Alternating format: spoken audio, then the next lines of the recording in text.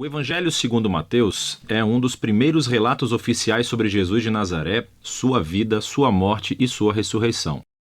O livro em si é anônimo, mas a tradição confiável mais antiga aponta para Mateus, o cobrador de impostos que foi um dos 12 apóstolos que Jesus nomeou, e ele realmente aparece dentro do próprio livro.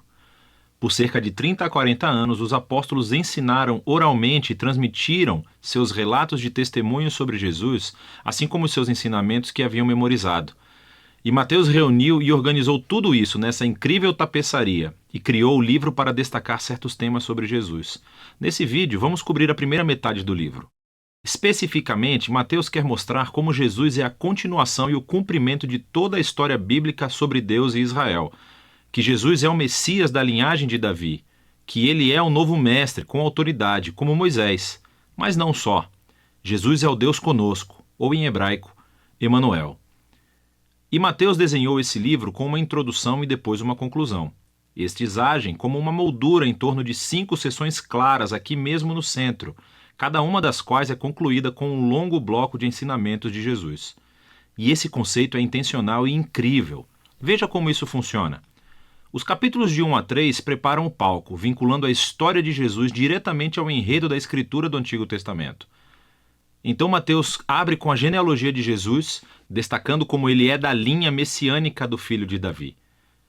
E ele é filho de Abraão, o que significa que ele trará a bênção de Deus para todas as nações. Depois disso, temos a famosa história do nascimento de Jesus e como todos os eventos cumpriram as promessas proféticas do Antigo Testamento que as nações viriam e honrariam o Messias. Que o Messias nasceria em Belém, mas, mais do que isso, a concepção de Jesus pelo Espírito Santo, seu nome, Emanuel.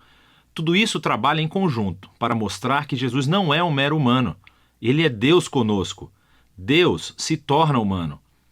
Então, você pode ver 2 dos principais temas de Mateus aqui na introdução.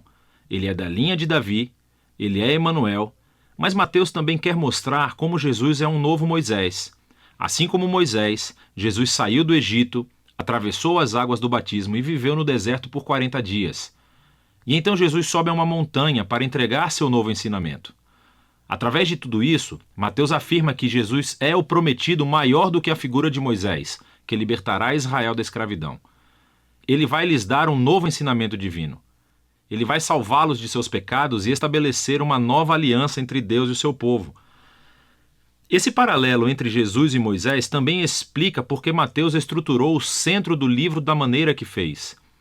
Essas 5 partes principais destacam Jesus como mestre e Mateus criou um paralelo. Jesus como mestre é um paralelo aos 5 livros de Moisés. Jesus tem autoridade como o novo mestre da aliança que cumprirá a história da Torá.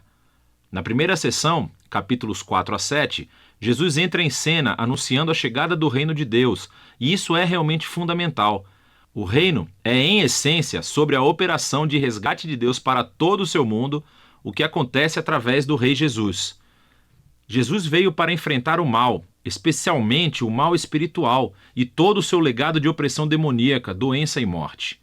Jesus veio para restaurar o governo de Deus e reinar sobre o mundo inteiro, criando uma nova família de pessoas que o seguirão, obedecerão aos seus ensinamentos e viverão sob o seu governo. Então, depois que Jesus começa a curar pessoas e formar um movimento, uma comunidade, ele leva seus seguidores para uma montanha ou encosta. Entrega seu primeiro grande bloco de ensinamentos, tradicionalmente chamado de o Sermão do Monte. E aqui, Jesus explora como é segui-lo e viver no reino de Deus. E é um reino invertido no qual não há membros privilegiados. Assim, os pobres, os Zé Ninguém, os ricos, os religiosos, todos são convidados e chamados a se converter, a se arrepender e a seguir Jesus e unir-se à sua família. Jesus diz que ele não está aqui para anular os mandamentos da Torá ou do Antigo Testamento. Em vez disso, ele está aqui para cumprir tudo isso através da sua vida, através dos seus ensinamentos. Ele está aqui para transformar os corações do seu povo, para que eles possam verdadeiramente amar a Deus e amar o próximo, incluindo os seus inimigos. Depois de concluir o seu grande ensinamento sobre o reino, a próxima sessão mostra Jesus trazendo o reino à realidade no dia a dia das pessoas. Então, Mateus reuniu aqui 9 histórias sobre Jesus trazendo o poder do reino de Deus para as vidas de pessoas desvirtuadas. Existem 3 grupos com 3 histórias e elas são todas sobre pessoas que estão doentes, ou têm corpos quebrados, ou estão em perigo.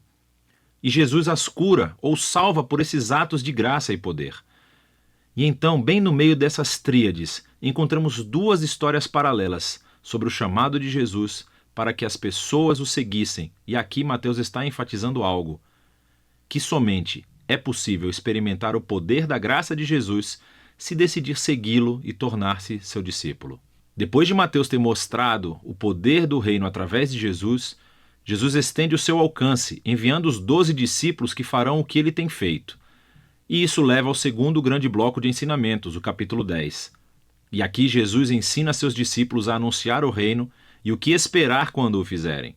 Muitos entre Israel estão aceitando a Jesus e a sua oferta do reino, mas os líderes de Israel não.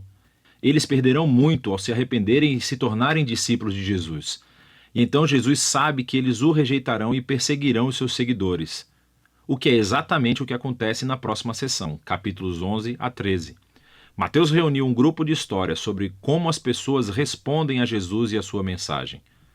E é tudo misturado. Algumas histórias são positivas, as pessoas amam a Jesus e acham que ele é o Messias.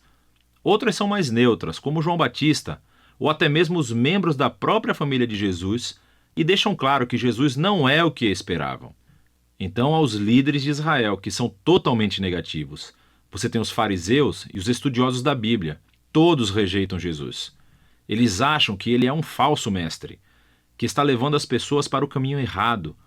Eles pensam que Jesus é uma blasfêmia com essas declarações exaltadas que ele faz sobre si mesmo.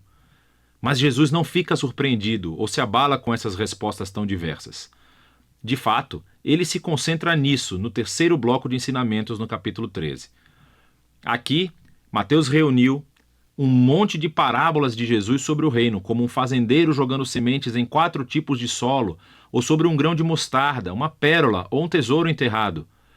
Essas parábolas são como um comentário sobre as histórias que você acabou de ler nos capítulos 11 e 12. Algumas pessoas estão aceitando Jesus com entusiasmo. Outras o estão rejeitando, mas o reino de Deus é de valor supremo e não deixará de se espalhar apesar de todos esses obstáculos. Então, essa é a primeira metade do Evangelho segundo Mateus. Aqui estão mais algumas coisas para analisar enquanto lê esses capítulos. Lembre-se que Mateus está apresentando Jesus como a continuação e o cumprimento da história do Antigo Testamento. Então, procure como ele se entrelaça nas citações do Antigo Testamento. E o que você encontrará é que elas são colocadas em pontos estratégicos da história, explicando mais sobre Jesus e a sua identidade. Então pare, reserve um tempo para pesquisar essas referências e as leia em seu contexto do Antigo Testamento e, na maioria das vezes, você descobrirá conexões muito interessantes. Por fim, preste atenção aos tipos de pessoas que aceitam Jesus e o seguem.